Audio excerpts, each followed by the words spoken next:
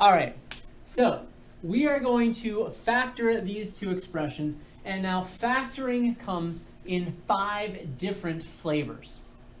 Today, we are going to talk about the first phase of factoring, and that is called factoring out the greatest common monomial.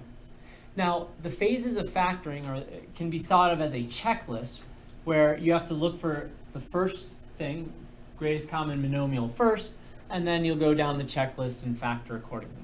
Nolan, wake up. All right, so we are going to factor using the greatest common monomial. So we're going to look at question C, 12r squared plus 24r. If you could see Miss Stoddard's face, she is jealous that we're going to have this much fun. Factoring, that's right, baby, factoring. So what is the greatest number that you see in this expression? 24. You answered the question I asked, but I did not ask the question I meant to ask. What is the greatest number that goes into both of these terms? 12. 12. 12 goes into 12. 12 goes into 24. So I'm going to go ahead and write the 12 underneath. Yes, that is a fraction bar, folks, which means I'm going to be doing some division. Now, when we are factoring, we are trying to come up with an equivalent expression. We want something that is equal to the equation we start out with.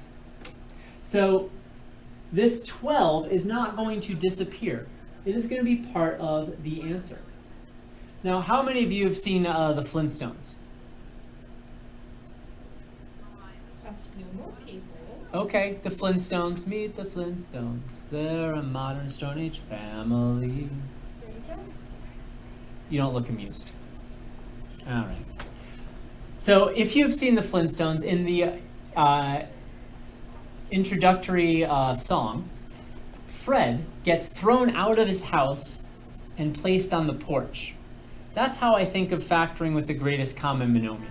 The greatest common monomial is Fred, the husband in the Flintstones, who gets thrown out of his house and he has to spend the night on the porch. So we have our porch right here. And then we are going to have our house. All right.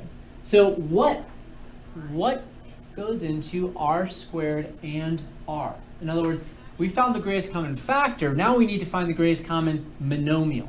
A monomial will include both an integer and a variable.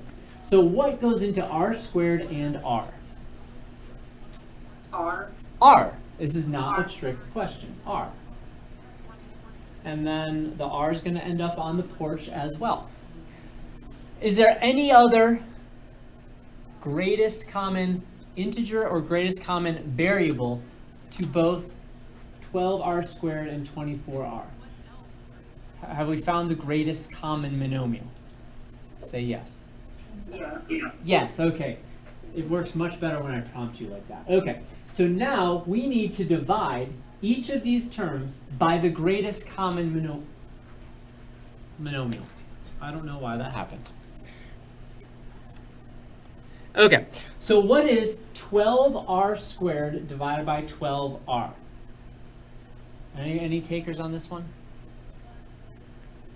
12R. Well, what is 12 divided by 12? 1. 1, okay. What is r squared divided by r? R. R. R. Now, 1 times r is just r, so I'm going to write r, because I don't want to have more than I need. All right. Would you agree? Would you agree that if I multiplied 12r times r, I would get 12r squared? Yes. Okay, good. So we're keeping with the idea of having an equivalent expression. All right. So what is 24r divided by 12r? 2. It's positive 2. Would you agree that if I multiplied 12r times 2, I get 24r? Yes. Yes. So now we have successfully factored your very first quadratic expression. Don't you feel a sense of accomplishment? Was it really that bad? No. Was it the most fun you've ever had at school? Yes, absolutely. So, let's take a look at question D because it's slightly more complicated, but it's really not that more complicated. What goes into 36 t to the third u and 9t squared u squared and 18t u to the third? 3. 3? 9. 9? 9 is bigger than 3. Okay, so I like the 9. So I'm going to set it up the same way. So here's our porch. We have our 9, 9. Okay. What else goes into all three of these terms? T. T. T goes into all of them because t divided by t is going to be 1. That goes into all, that's great. What else goes into all three of these terms? U. U.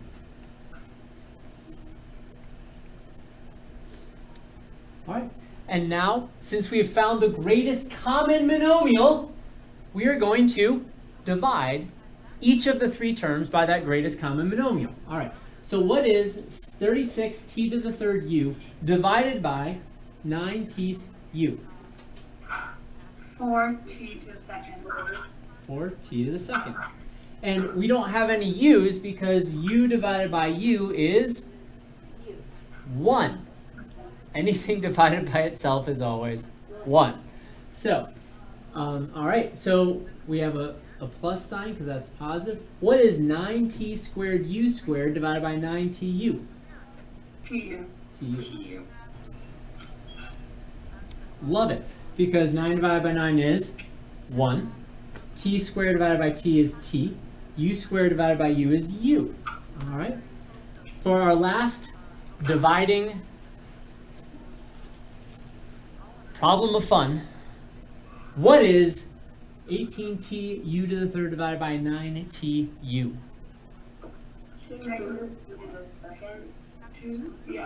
2 u to the second. 18 divided by 9 is 2. T divided by t is 1, so we don't have to worry about it. U to the third divided by u is u squared. Now, if I multiply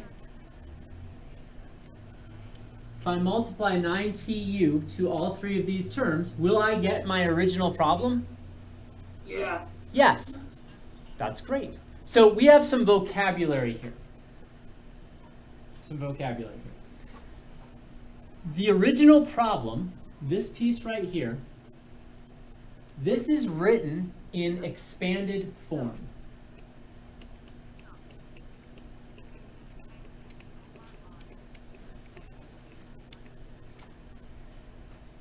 Whereas our answer right here, this is written in factored form.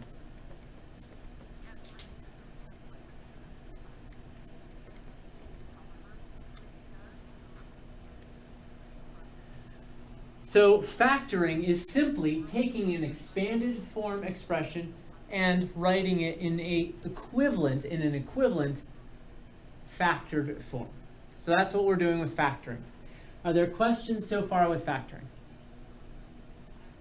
Nope. All right. Hopefully it's not as scary as you